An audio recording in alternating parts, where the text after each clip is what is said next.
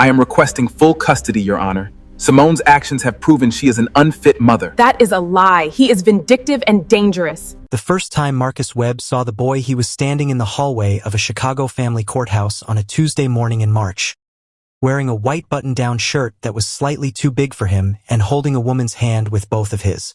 He was 7 years old. He had Marcus's jawline, Marcus's forehead, and Marcus's eyes. The specific shade of dark brown that Marcus had inherited from his own father and had spent his whole life seeing in every mirror he passed. Marcus stood in that courthouse hallway with his attorney beside him and felt the floor shift beneath his feet. Not because he had been told anything yet, but because some things do not need to be told. They simply arrive in a hallway wearing a white shirt and looking up at you with eyes that have always been yours. This is the story of the 7 years Marcus Webb did not know he had a son, and what happened when a courtroom finally put the truth on the table where everyone could see it. Marcus and Simone Lawson had dated for 2 years in their mid-20s, the kind of relationship that burns bright and ends badly. Not because either person was a villain, but because they were 25 and 24 and wanted different things and did not know how to say so without turning it into a war. Marcus was a civil rights attorney in Chicago, intense and principled and not always easy to live with. Simone was a graphic designer from Indianapolis who had moved to Chicago for a job and stayed for Marcus and then found herself one day looking at her own life and not recognizing it. They broke up in November of 2016. It was mutual in the way that things are mutual when one person ends it and the other is too proud to say they did not want it to end. Marcus threw himself back into his work. Simone went quiet in the way people go quiet after something that cost them more than they expected. They did not speak again for nearly a year. What Marcus did not know was that 3 weeks after that November breakup, Simone had taken a pregnancy test in the bathroom of her apartment and sat on the edge of the tub for 45 minutes before she could stand up again. She had not called him. She had told herself she would. She had told herself that 100 times over the following weeks and then the following months, and then the years began to move and the telling became harder the longer it waited, and so it waited until it could not wait anymore. His name was Noah. He was born in August of 2017, and he had his mother's laugh and his father's face, and he had grown up in Indianapolis, where Simone had moved back after leaving Chicago. Surrounded by her family and a quiet life she had carefully built around the shape of the thing she had not told. Marcus found out the way nobody should find out about something this large, through a legal document. A mutual acquaintance had mentioned to a colleague who had mentioned to Marcus's sister that Simone Lawson had a son who looked exactly like Marcus Webb. Marcus's sister had called him on a Saturday afternoon and said the words quietly and carefully, "The way you say something you know is going to detonate." Marcus had sat with it for 2 weeks before he did anything. He did not call Simone. He did not hire an investigator. He sat with it because he needed to understand what he was going to do before he moved. When he finally moved, he sent a letter through an attorney requesting a paternity test. Simone received it on a Wednesday morning and called her own mother before she called anyone else. Her mother said, "I told you." Simone said, "I know." That was the whole conversation. The paternity test confirmed what the hallway had already told Marcus. Noah James Lawson was his son. He had been his son for 7 years, 7 birthdays, 7 Christmases, 7 first days of school, 7 years of everything that Marcus had not been there for because he had not been told he needed to be. He did not go to the courthouse with anger. He went with grief. There is a particular kind of grief that has no clean expression. Not the grief of loss, but the grief of the time that was already gone and could not be reclaimed. 7 years of a boy growing up without a father who would have moved the earth to be there. 7 years of a woman carrying something alone that she never should have carried alone. His attorney told him he had a strong case for custody. Marcus sat in that office and said he did not want a custody battle. He wanted a son.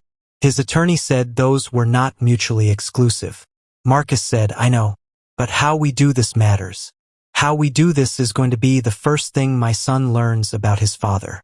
Think about that before you talk to me about strategy." The hearing was scheduled for a Tuesday in March. Both attorneys were present.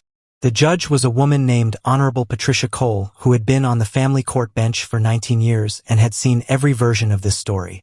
Noah was brought to the courthouse by Simone's mother because the attorneys had agreed a child should not sit through the full proceedings. He was in the hallway when Marcus arrived. He was the one in the white button-down shirt holding his grandmother's hand.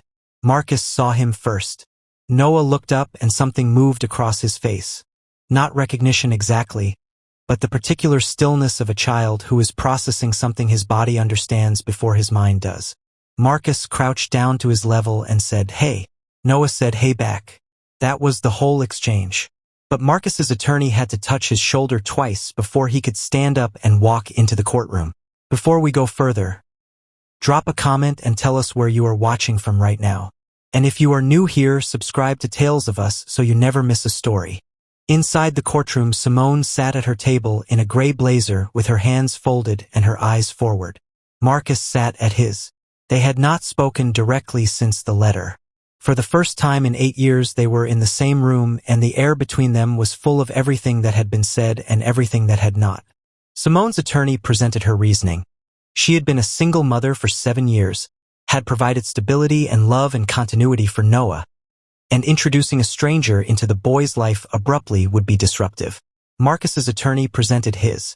A father's rights had been violated for 7 years through deliberate concealment, and the court had an obligation to the child's right to know and be known by his biological parent. Judge Cole listened to all of it. Then she asked both attorneys to sit down, and she spoke directly to both Marcus and Simone. She said she had read every document and heard every argument.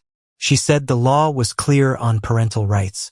But she said something else too, that whatever the court ordered, the two people sitting before her had a child in that hallway who would one day be old enough to read every document in this case file. She asked them both to consider what they wanted that child to read about how his parents handled the most important moment of his life. Simone asked to speak. Her attorney started to object, and she put her hand on his arm. Judge Cole nodded. Simone stood up and looked at Marcus for the first time since the hearing began.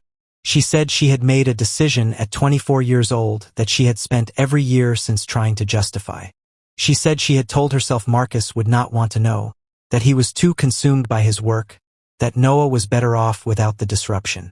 She said all of those things out loud in that courtroom, and then she said, "But the truth is that I was scared. I was scared of what it would mean. I was scared of sharing him. I was scared of what you would think of me. And I made my fear into a reason, and I gave it to myself every year for 7 years until it became a story I almost believed." She looked at her hands. Then she looked back at Marcus. She said, "He asks about his father. He has asked since he was 4. I told him his father lived far away. He asks if his father knows about him. I have never been able to answer that question. I am answering it now." Marcus did not respond immediately. He looked at the table for a long moment. Then he said, "I don't want to fight you for him. I want to know him, and I want him to know that both of his parents, whatever happened between them, chose him, chose to show up, chose to do this right." He looked at Simone and said, "I'm not here to punish you. I'm here because he is mine and I have 7 years to make up for, and I would like to start today if you will let me." Judge Cole ordered a structured visitation plan to begin immediately with a view to joint custody pending a transition period. She said it was one of the more measured responses she had seen in 19 years on the bench. As both parties rose to leave, Simone stopped beside Marcus in the aisle and said quietly, "His favorite color is blue. He likes dinosaurs. He is afraid of thunderstorms." Marcus looked at her for a moment. Then he said, "Thank you." It was the first word he had said directly to her in 8 years. It was exactly the right one. 1 year later, Noah Webb, he had asked to use his father's name, which nobody had expected and everyone had cried about, was 8 years old and spending every other weekend in Chicago with Marcus. They went to the aquarium. They went to the Museum of Science and Industry. They went to Marcus's office once on a Saturday morning, and Noah sat in the big chair behind the desk, and Marcus took a photograph that he put on his wall beside his law degree. On Noah's 8th birthday, Simone and Marcus sat at opposite ends of a table at a pizza place in Indianapolis and watched their son blow out 8 candles and make a wish he refused to tell anyone. After the cake was gone and Noah was playing with his cousin across the room, Marcus looked at Simone and said, "What do you think he wished for?" Simone looked at her son laughing across the room and said, "I think he already got it." Marcus was quiet for a moment. Then he said, "Yeah, I think we all did. 7 years is a long time to carry something alone.